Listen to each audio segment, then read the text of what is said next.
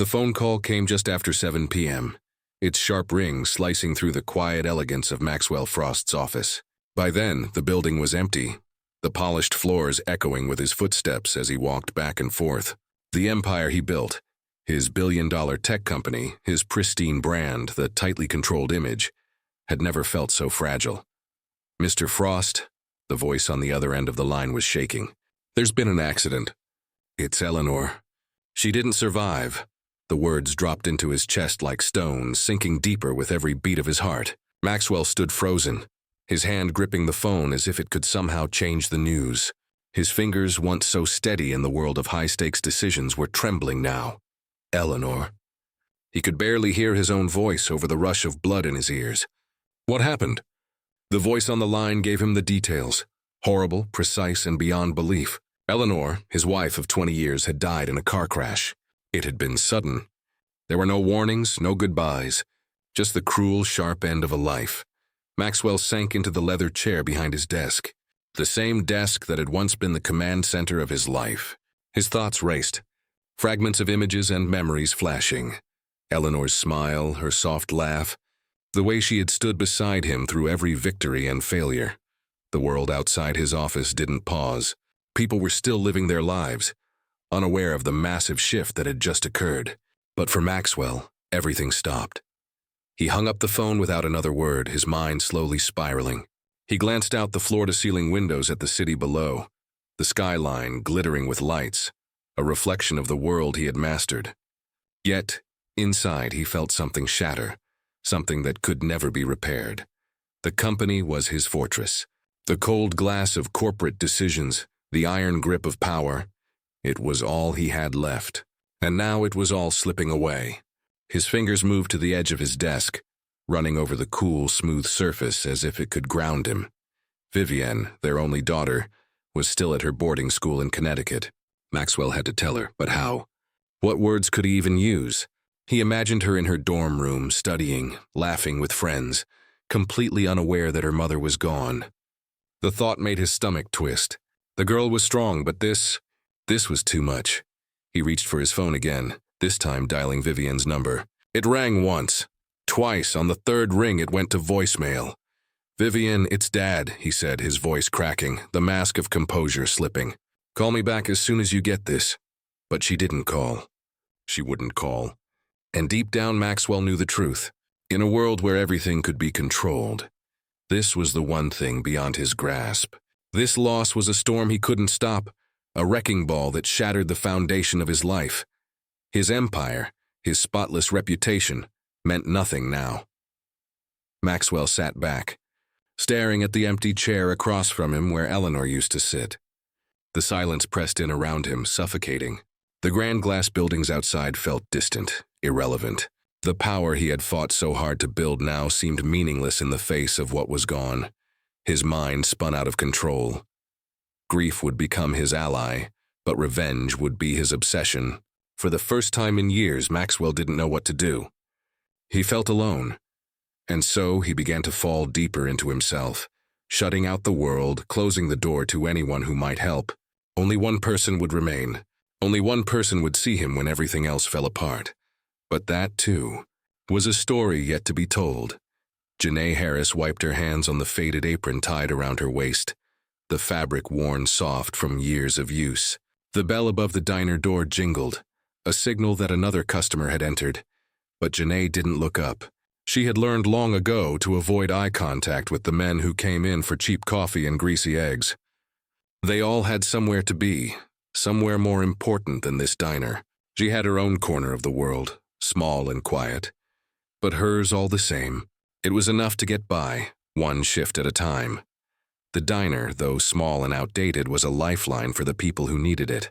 The cracked vinyl booths, the hum of the fluorescent lights above, the smell of frying bacon, it was all part of the rhythm. Nothing fancy, nothing fast, just life as it came.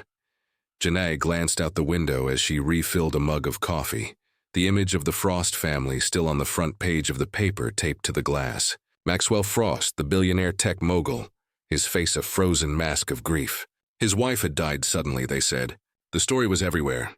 Janae had heard the rumors, watched the news.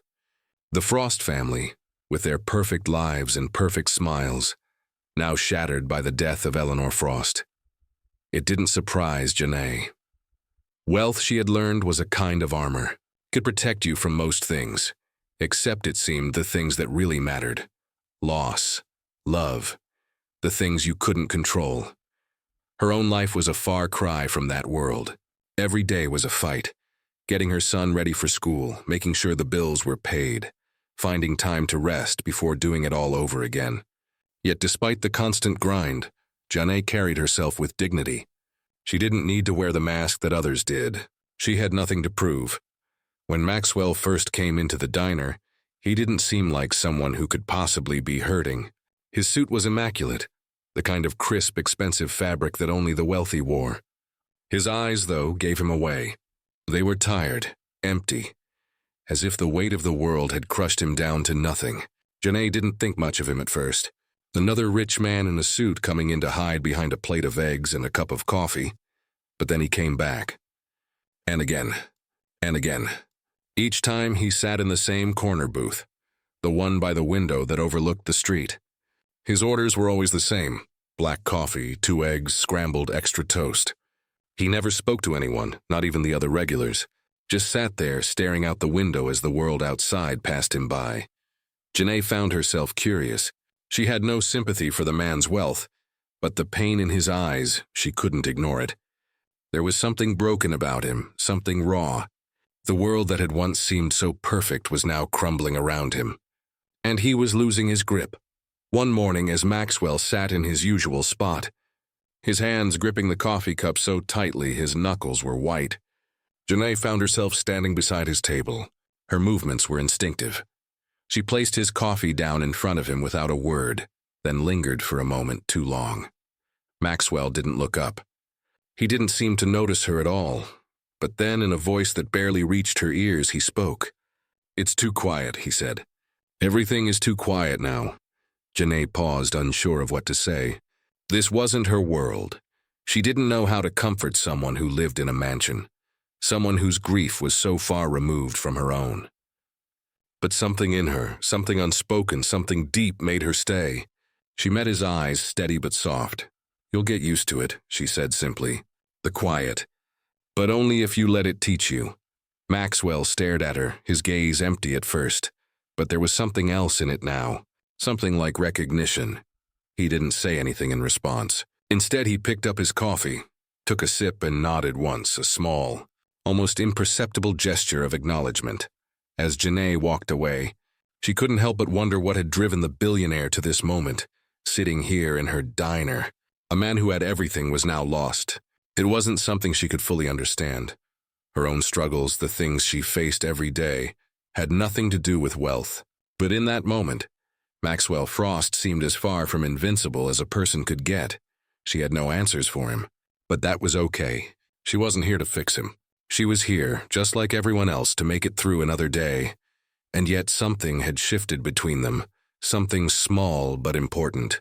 She had shown him that the world outside his bubble still cared, that it wasn't all business and loss, that people like her, ordinary people, still noticed. Maxwell had come to her world, and in some strange way it had already begun to change him. Maxwell Frost's arrival was no longer a surprise. Janae could hear the car before she saw it, a low rumble of tires against cracked pavement, the sound of wealth driving into the diner's worn parking lot. He didn't bother with the formalities anymore, the stiff nods or polite greetings. He just walked in, his suit wrinkled, his face more hollow than it had been the day before. The man who once commanded boardrooms with ease now seemed lost, each step slow, weighed down by something invisible yet unbearable. "Coffee, same as usual?" Janae asked, her voice steady, but not without a trace of curiosity. Maxwell nodded absently, not quite meeting her gaze. The chair scraped against the floor as he sat down at his usual corner booth, his eyes immediately turning to the window, as if the outside world could offer him some kind of answer. Janae had learned to recognize it, this dissonance in him, the anger simmering beneath his grief, the guilt. And yet every time he spoke, it was with more weight than words could hold. He didn't ask for sympathy, never gave any indication that he wanted it. He simply wanted someone to hear, Sometimes, he began, breaking the silence between them, his voice rough like gravel. It feels like she's still here, you know, like she's just in the other room. His eyes never left the window, but his fingers trembled as they wrapped around the coffee cup. Janae didn't respond immediately. She wasn't sure how to. She had her own pain, her own quiet losses. But Maxwell's was different. It was bigger, grand almost. The weight of it was impossible to ignore. But instead of looking away like most people did when faced with a man like him, she stayed. She always stayed. He took a long sip from his mug, his throat working, swallowing more than just coffee. When he set the cup down, he spoke again, this time his voice cracking with something unspoken. "I never saw it coming," he said. I kept thinking I had time to make things right. There it was, the rawness, the guilt wrapped up in the silence of his words. For someone who had built an empire out of precision and control, Maxwell Frost was now untethered. "You can't control everything," Janae said softly, her gaze steady on him. Maxwell's eyes flicked up, and for the first time in days he really saw her. "You don't understand," he muttered, shaking his head, but the words were hollow. He had no argument left. Not anymore. Janae leaned back, folding her arms in front of her. The diner was quiet, save for the soft hum of the refrigerator and the occasional clink of silverware. "No, maybe I don't understand your life," she said. "But I know what it feels like to lose someone. I know what it feels like to be left behind." The words weren't a condemnation. They weren't an invitation for sympathy either. They were simple, honest, and for some reason Maxwell heard them. He didn't argue. He didn't try to hide behind the mask of power and wealth. Instead, he just nodded, his shoulders slumping as if the weight of his grief was too much to hold up anymore. There was an uncomfortable pause before Janae spoke again, her voice barely above a whisper. "But you're still here, aren't you?" Maxwell looked at her, his face lined with exhaustion. The silence between them grew deeper, more charged. "I don't know why I keep coming back here," he finally admitted, his words a confession he didn't expect to make. "There's just something about this place. About you." It wasn't a compliment. It wasn't anything he had planned to say. But in the rawness of his grief, the simplicity of her presence had become a kind of anchor. She didn't ask for anything from him. She didn't need anything. She just listened. Maxwell sat back in the booth, the storm inside him still raging. But now it was somehow quieter. Janae, the waitress with no title, no claim to anything beyond this small world, had unwittingly become a safe place for his brokenness. As he stared out the window again, Janae moved away without a word, but her presence lingered. She had done what she always did, offered something he couldn't name. Not sympathy, not advice, just the simple act of being present. Maxwell Frost came in again, just like every other night. But this time there was something different about him. He wasn't just tired, he was unraveling. His suit was rumpled, his eyes bloodshot as if sleep had abandoned him completely. His hands shook as he gripped the coffee cup, and Janae could see the depth of his weariness. He sat in the same corner booth, staring out the window as he always did. But tonight there was no distant look in his eyes. It was like he couldn't escape the storm inside his head. He barely looked up when she set his coffee down in front of him, but when she turned to leave, he spoke. "Why do you always come back?" His voice was low, almost harsh, like the words were too heavy to speak. Janae paused, her back to him, her hand resting on the edge of the counter. She could feel the weight of the question, the unspoken plea for an answer. She had heard him before, his confession of grief, the lingering sadness in his eyes. But this was different. This was deeper, more desperate. She took a breath, her back still turned, not sure how to answer. "It's my job," she said finally, but even she could tell the words rang hollow. "No," he said, his voice thick with something darker than fatigue. "Not that, you keep coming back." He paused, then added, "Why?" Janae's hands trembled slightly as she wiped a glass dry, avoiding his gaze. Her mind spun, wrestling with the truth she'd been reluctant to face. She wasn't just coming back because it was her job. She wasn't just listening because it was polite. She kept coming back because she could see it, the brokenness beneath the perfect exterior, the fragility of a man who had everything and nothing all at once. Maxwell Frost was not who he appeared to be. The polished, immovable businessman who controlled the city, who dominated boardrooms with a sharp smile and a wealth of power, was just a man, and one who had lost everything. There was a crack in the perfect image he wore so carefully, and Janae, who had always kept her distance from people like him, began to feel something she hadn't expected. Empathy. But the divide between them was wide. He was the rich man who had it all. She was the working mother scraping by. She had every reason to resent him, to hold his wealth against him, to see him as part of the system that had kept her in a place she had fought so hard to escape.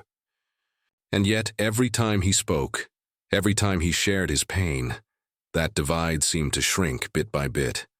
Maxwell had no idea that he had become more than just the man who sat in the corner booth of her diner. He had become something else, a person who hurt, who struggled, who feared. And in that recognition, Janae felt something shift. The walls she had built, the distance she had maintained, began to crumble. It wasn't until that night when he came in late, his face pale, his body shaking, that everything changed. "Janae," he said, his voice cracking, and for the first time, she heard the rawness in it, the exhaustion, the desperation. "I don't know how to fix it. I don't know how to fix myself." He was no longer the man she resented, the rich, untouchable figure she had once distanced herself from. He was just a person now, a man who had been consumed by grief, by guilt, by a life that had crumbled around him. Janae could see it then, the cracks, the fractures in his facade that were no longer hidden. The perfect suit, the polished shoes, the unapproachable demeanor, none of it mattered now. All that was left was the pain. Without thinking, without hesitating, Janae walked to his table and knelt beside him. Her eyes softened and she placed a hand on his arm. "I'm sorry," she said, the words simple but genuine. "You're not alone." Maxwell looked up at her, his eyes wide, as if the gesture had shocked him. He opened his mouth to speak, but the words wouldn't come. Instead, he let out a breath, his shoulders slumping as he finally gave in to the weight of it all. The tears he had been holding back, the anger and confusion, broke free. In that moment, there was no divide between them anymore. She was no longer just the waitress, and he was no longer just the billionaire who came in for coffee. There was no status, no wealth, no power, just two people standing on the same ground, both broken in their own way. Janae didn't say anything else. She didn't need to. The connection had been made, a quiet understanding between them, built not on what they had or didn't have, but on shared humanity. As Maxwell let out a shaky breath, Janae remained there, her hand still on his arm, as if offering him the strength to hold on just a little longer. Maxwell Frost sat in his office, the glow of the city lights filtering through the windows, casting long shadows across the room. His desk, once a place of authority and purpose, now seemed like an empty throne. Papers were scattered haphazardly, reminders of a world he could no longer control. The silence of the room was suffocating, pressing in around him. He leaned back in his chair, staring at the framed photograph on his desk. Eleanor's smiling face, the picture perfect in every way. They were younger in that photo, before the cracks in their relationship had deepened, before the distance had grown too wide for either of them to notice. It was from a time when they were still together, still in love. The memory should have comforted him, but instead, it felt like a cruel reminder of everything he had lost. He closed his eyes and let the memories flood back. Eleanor had always been the light in his life, the calm against the storm of his ambition. They had met years ago, when he was still just a young man with big ideas, chasing success with relentless fervor. She had been a breath of fresh air, a gentle balance to his sharp edges. Her laughter had filled rooms. Her smile had softened even the hardest parts of his day. But over time, as Maxwell's empire grew, so did the space between them.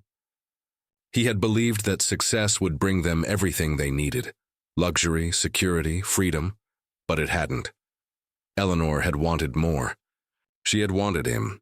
She had wanted his time, his attention. But Maxwell, too consumed by his work, had let her slip further away. He told himself that he was building a future for them both, that the sacrifices would be worth it in the end. But every late night, every missed dinner, every empty promise he made to her only pulled them farther apart. He had ignored the signs, the quiet sadness in her eyes when he missed another anniversary, the coldness in her touch when he came home late, The silence at the dinner table as she watched him, lost in his thoughts about the next big deal, the next merger, the next step in the climb that would never stop. Eleanor had never complained outright. She hadn't asked him to choose between his work and his family, but she had made her unhappiness clear in the small ways that mattered. He had pushed it all aside, too focused on what he thought was his true purpose. The empire had consumed him, and in the process he had lost the one person who had mattered most. Now, in the stillness of his office, the weight of his regret pressed down on him like a vice. He could no longer deny it, the truth that he had been too blind to see. His success, his wealth, his empire, they had all come at a price. And that price had been Eleanor. The sound of his office door creaked open, and Maxwell snapped out of the memory as if waking from a long, painful dream. It was just a flash, a moment of clarity, but it was enough to make his chest tighten with a familiar grief. The realization hit him hard. The life he had built was not just a triumph. It was the very thing that had caused his downfall. He stood, walking to the window, his hands pressed against the cool glass. Below, the city hummed with life, unaware of the man standing above it, broken and lost. He had spent his entire life creating a legacy, building an empire that he believed would live on long after he was gone. But the empire didn't matter anymore. It didn't bring Eleanor back. It didn't fill the empty space where she used to be. Maxwell closed his eyes again. But this time, instead of his wife's smiling face, all he could see were the years he had missed, the birthdays, the anniversaries, the moments that had slipped through his fingers. He had been so busy chasing success that he had lost sight of what really mattered. And now, with her gone, he would never get those moments back. The truth stung in a way he hadn't expected. His ambition had cost him everything, and yet he had never truly understood it until now. It wasn't just a matter of missing her. It was that he had failed her, and in doing so, had failed himself. Maxwell stared out at the city once more, the lights twinkling like a million little promises that could never be kept. His mind was a whirlwind of guilt and regret, but beneath it there was something else, a flicker of something he hadn't felt in years. A desire to change, to make amends, to find a way to live in a world that now seemed like a shadow of the one he had once known. The road ahead was uncertain, but one thing was clear. Redemption wasn't going to come from more power, more wealth, or more business deals.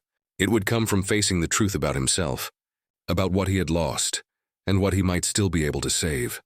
Maxwell Frost stared at the reflection in the glass door of the diner, the image of himself a ghost, faint, worn, broken.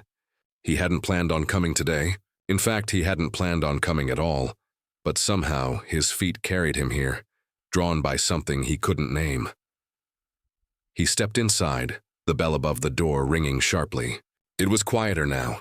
No rush of meetings, no ringing phones, just the steady hum of the diner, the clink of silverware on ceramic. The world outside continued, but inside it was as if time stood still. And he, Maxwell Frost, billionaire CEO, was a shadow in this place.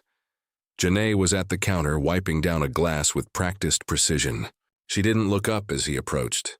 She'd grown used to him by now, to his presence, his silence. But there was something different about him today.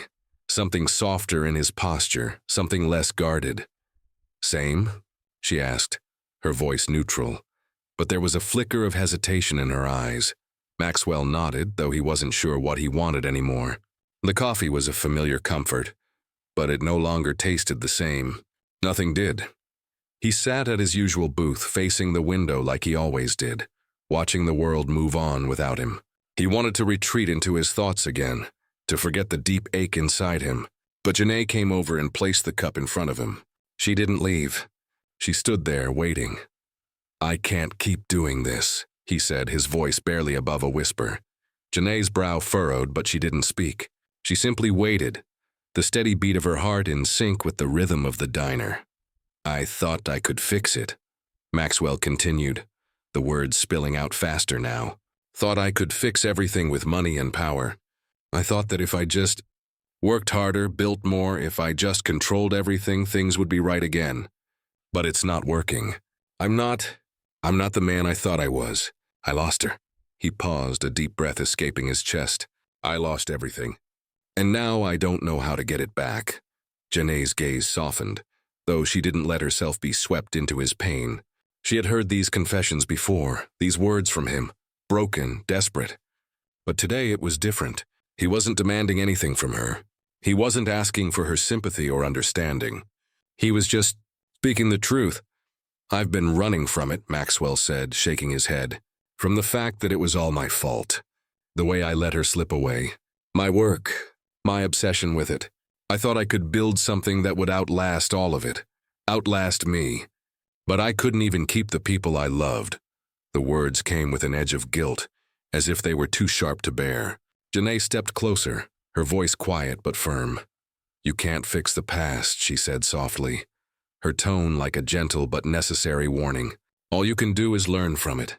Maxwell looked at her, his eyes clouded, unsure whether he was seeing her for the first time or the 100th. She was just a waitress, a mother, a woman who had lived a life so different from his own. But her words, they carried weight. The truth in them was undeniable. I don't know how to move forward, he admitted, his voice tight with the strain of his realization. I don't know what to do now. Janae didn't answer right away. She simply stood there, watching him, letting the silence fill the space between them. She wasn't offering easy answers or false promises. She was offering him something far more valuable. Honesty. The first step is understanding, she said after a long pause. Understanding that you can't control everything. You've spent your life trying to shape the world to your will, but it's never going to work that way. You can't bring her back, but you can find a way to live with what happened. You can choose to be different. Maxwell felt something shift inside him, as though the layers of his grief, his guilt, and his pride were slowly starting to peel away. He had been chasing something, success, control, vengeance, but none of that had ever been enough. He had been so focused on what he could build, on what he could possess, that he had forgotten the very things that gave life meaning. Love, connection, presence. And now in this small diner, this world so far removed from the one he had built, he understood. Healing wasn't in the power he had amassed. It wasn't in the empire he controlled. It was in something simpler, quieter. It was in being honest, in letting go. Janae stood silently, as if giving him space to process what had been said. The connection between them wasn't about wealth or status. It was about understanding, about shared humanity. She had become his mirror, showing him the truth he had been too afraid to see. Maxwell swallowed hard, looking up at her for the first time, not as a man desperate for something he couldn't have, but as someone who had begun to understand that peace didn't come from domination, it came from acceptance. I'm sorry, he said, the words feeling heavier now, but more real than anything he had said in a long time. Janae nodded once but didn't speak. She didn't need to. The change was already happening. The first crack had appeared, and it was enough. Maxwell Frost stood at the threshold of his mansion, watching as Janae walked up the long, winding path toward the front door. The house loomed behind him, its stone walls towering high against the gray sky, the windows glimmering with the reflection of a life so far removed from the world she knew. It was all polished, perfect, designed for an image of power. But as he watched her approach, Maxwell couldn't help but feel a strange unease. This world, his world, felt empty today. He had invited her here, to his home, as if somehow this grand space could bridge the gap between them, his wealth and her struggles. He wanted to show her his life, the one he had spent so many years building, and prove to her that despite everything, he was still a man worth understanding. But deep down, he knew the truth. Wealth, no matter how grand, could never truly erase the pain of what had been lost. As Janae stepped inside, her eyes took in the marble floors, the high ceilings, the walls lined with abstract art. She was polite, of course. Her eyes trained forward as she followed Maxwell into the living room. But the discomfort was visible in the way she shifted her weight from one foot to the other. The subtle flick of her eyes to the expensive furniture, as if unsure where to sit. Maxwell cleared his throat, trying to shake the awkwardness between them. "Would you like something to drink?" he asked, his voice sounding distant in the cavernous room. "Water? Coffee?" Janae hesitated, glancing around the room, then simply shook her head. "No, thank you." she said quietly. The silence hung thick between them, louder than the sound of his footsteps on the polished floor. Maxwell watched her, the woman who had once been a stranger, now standing in the middle of his world. Her discomfort was palpable, and a part of him understood it. This was a life so far from hers. The silverware on the table, the soft hum of the air conditioning, even the smell of freshly cut flowers seemed foreign to her. And he saw it in her eyes. After a few long moments, Janae finally spoke, breaking the tension. "It's impressive," she said, her voice careful. "But I don't know how you do it." Maxwell stared at her, unsure what she meant. "Do what?" "Live like this," she said, gesturing slightly to the room around them. "I mean, it's beautiful, but it's not real, is it? There's no life in it." Her words struck him harder than he expected. He had spent so many years focusing on building the perfect life, the perfect house, the perfect image. But Janae was right. There was a hollowness here, a void that his wealth had never been able to fill. He had thought that a grand home would somehow bring meaning, that power and success could provide purpose. But now, standing here with her, it all seemed so shallow. Before he could respond, Janae's phone rang. She excused herself to take the call, her voice rising as she spoke to her son on the other end. The contrast between the warm, comforting sound of her voice and the cold, empty quiet of his mansion felt like a punch to his gut. When she hung up, she turned to him, her face a little more guarded. "I've got a little one to take care of. A small apartment that's not much more than a roof over our heads. I live paycheck to paycheck, just trying to make sure we're all right." She paused, looking around the mansion again. "It's not glamorous, but at least it's real." Maxwell couldn't look away. He had never seen his world through her eyes.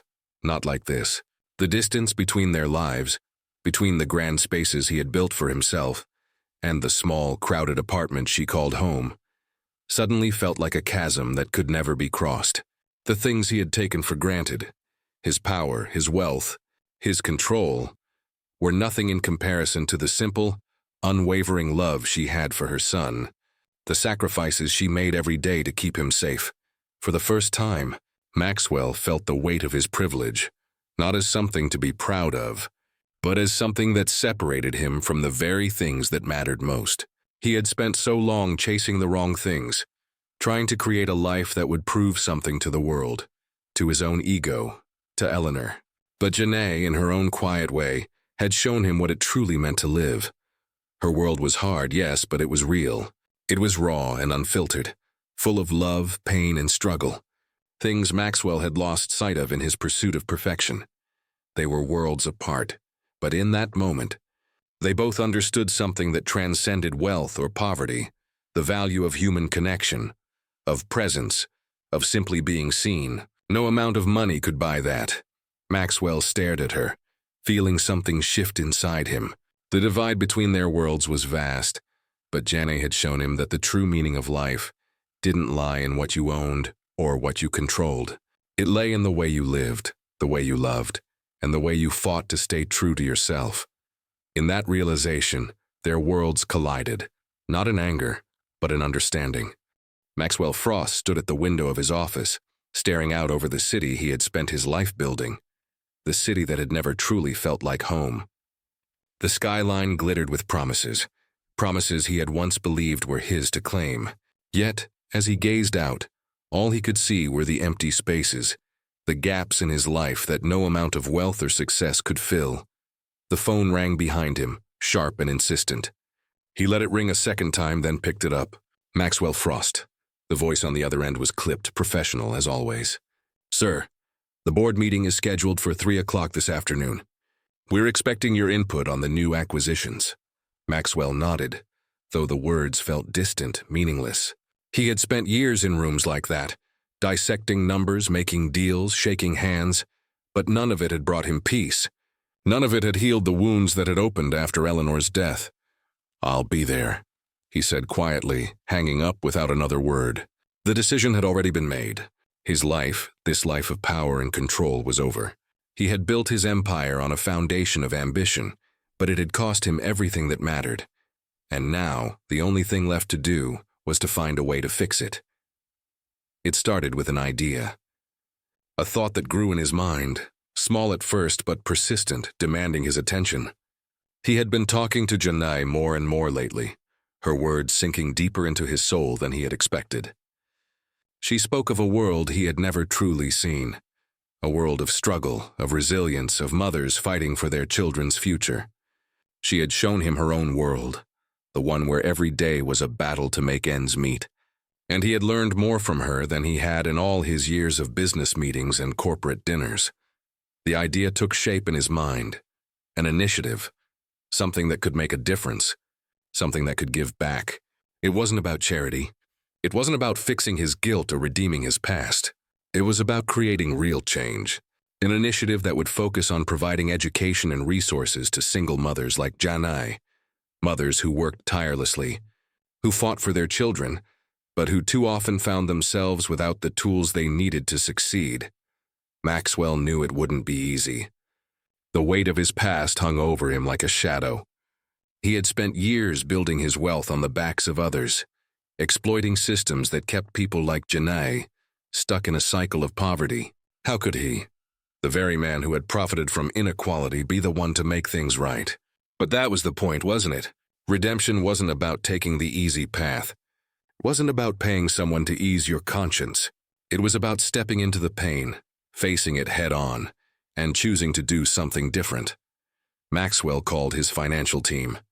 He set up meetings with charities, with educational organizations. He reached out to people who could help him understand the real needs of the communities he had ignored for so long. He wasn't just going to throw money at the problem. He was going to be part of the solution. Janai was hesitant when Maxwell first told her. She listened carefully, her eyes narrowing as she processed his words. "You want to help people like me?" she asked, the skepticism in her voice clear. Maxwell felt a twinge of doubt, but he didn't back down. "I want to do more than that. I want to create something that lasts, something that gives women like you the resources, the education, the chance to build a future for themselves and their kids. I want to help make a real change." Janai looked at him, her face unreadable. For a long moment she said nothing. Finally she spoke, her voice softer but still guarded. "I don't know, Maxwell. You can't just undo the past. You can't fix everything with money." Maxwell nodded, understanding the weight of her words. "I don't think I can fix everything, but I think I can try, and that's all I can do." She was silent for a long time, the silence heavy between them. Then slowly she nodded. "All right," she said, her voice quiet but steady. "If you really mean it, then I'll support it." It was a small step, but it was enough. It was the first step toward redemption, and it was a step he would take with her, side by side. The weeks that followed were filled with meetings, paperwork, and plans. Maxwell poured himself into the initiative with a focus he hadn't known he was capable of. But this wasn't about building an empire anymore. This was about building something real, something that would last, something that would honor the memory of the woman he had lost and finally live in alignment with the values Janai had shown him. As the project began to take shape, Maxwell found a new purpose. It was no longer about power or revenge. It was about making a difference in the lives of those who had been forgotten, those who had never had a chance to succeed. And for the first time in years, Maxwell felt something he hadn't felt in a long time: peace. This was the road to redemption. The path forward, not defined by what he had lost, but by what he could still give. And in that he had found a new life, a life that could honor his past, heal his wounds, and bring hope to others. Maxwell Frost stood at the entrance of the new community center, the doors wide open to reveal a space filled with life, something he had never expected to see. The walls were painted in bright colors, children's artwork lined the halls, and the hum of conversation filled the air. It was real. It was alive. This was not a place of cold marble and polished floors. It was a place where people lived, where they worked together, and where they would find a way to rise. The ribbon had just been cut, and the small crowd was gathered in the front yard, watching as the final pieces of the project came together. Maxwell, standing at the head of the group, felt a lump form in his throat.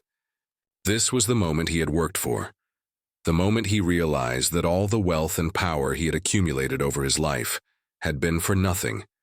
Until now, Beside him stood Janae, her presence as steady and unwavering as it had always been. She wasn't just a part of the project anymore. She was the heart of it. The faces that had once been strangers to him now looked at her with respect.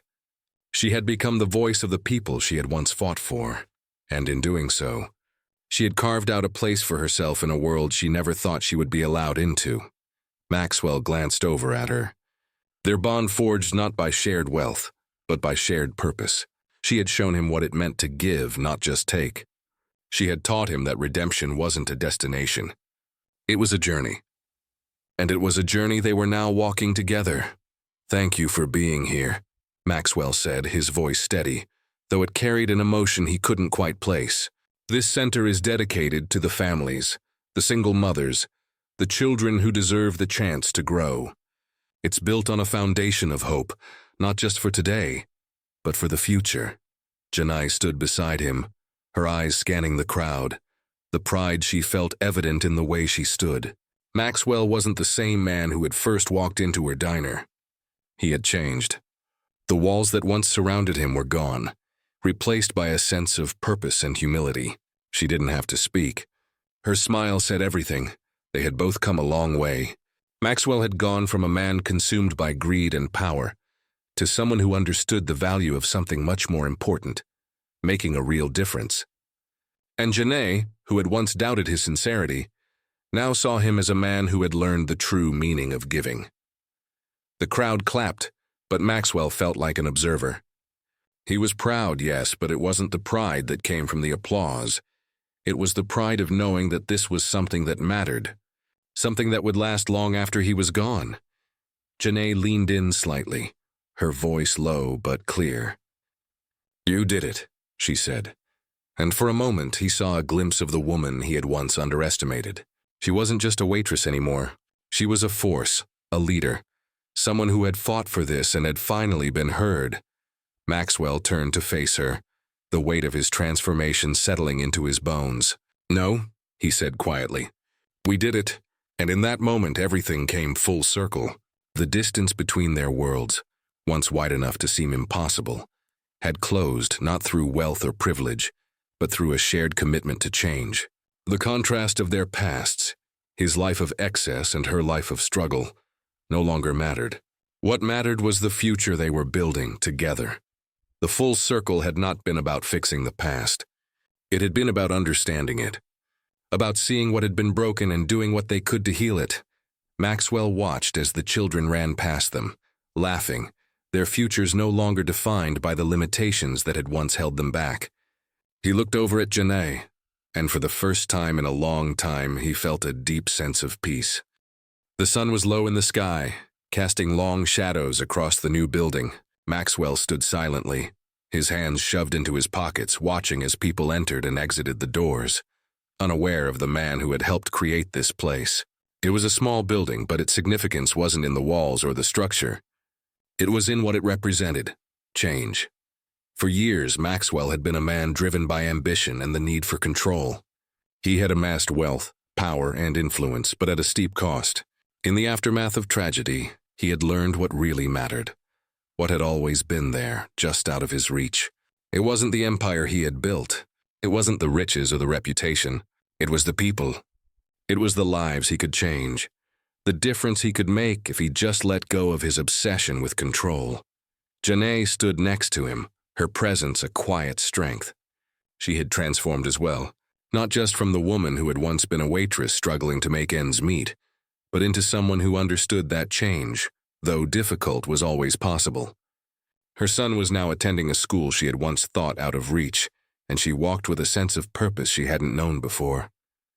The fight she had fought for so long, just to make it day by day, was no longer a battle. It had become a mission, a cause. Maxwell glanced at her, his eyes softer than they had ever been. "I never thought I'd be here," he said, his voice low, reflective. Standing outside something like this. Janae turned her head to meet his gaze. "You're here because you changed," she replied simply. "And you helped others change with you." He nodded, absorbing the weight of her words. "I spent so much of my life focused on the wrong things. I used to think that success was about power. But it's not. It's about this," he said, gesturing toward the building. It's about making a difference. Janae's smile was small but genuine. You're not just talking about the building, are you? She asked. Maxwell shook his head, his eyes turning back to the people milling about. No, I'm talking about what it means. What it can do for people who have nothing. For people who've never had a chance. The community had begun to change. What had started as a seed of hope had now begun to grow into something more. A future. The children, once trapped in a cycle of poverty, now had a place to dream. The mothers, like Janae, no longer had to carry the weight of the world alone. They had resources, they had support, and they had each other. Janae looked at Maxwell with a quiet gratitude. It's funny, she said softly. I used to think people like you would never care. But now I see, it wasn't that you didn't care. You just didn't know how. Maxwell met her gaze, the weight of his past finally starting to lift. I didn't know how, he repeated. But I do now. The silence between them wasn't uncomfortable. It was peaceful. They had come a long way. Maxwell from the cold walls of his empire. Janae from the quiet struggle of everyday life. They had met in the middle, not through wealth or status, but through shared humanity. Through the understanding that both of them had been broken in different ways. And now, in the light of what they had built, they were healing. Maxwell looked out at the growing community, the children running and laughing in the distance. It wasn't perfect, but it was real. And for the first time in years, he could see the future. Not in terms of success or failure, but in terms of purpose. The purpose of giving, of making a difference, of finding the light even in the darkest of places. In the quiet aftermath of everything that had come before, Maxwell and Janae stood together, knowing that the road they had traveled had led them to something far more significant than either of them had ever imagined. A life that was no longer defined by what they had lost, but by what they had gained, and by the light they had found in each other.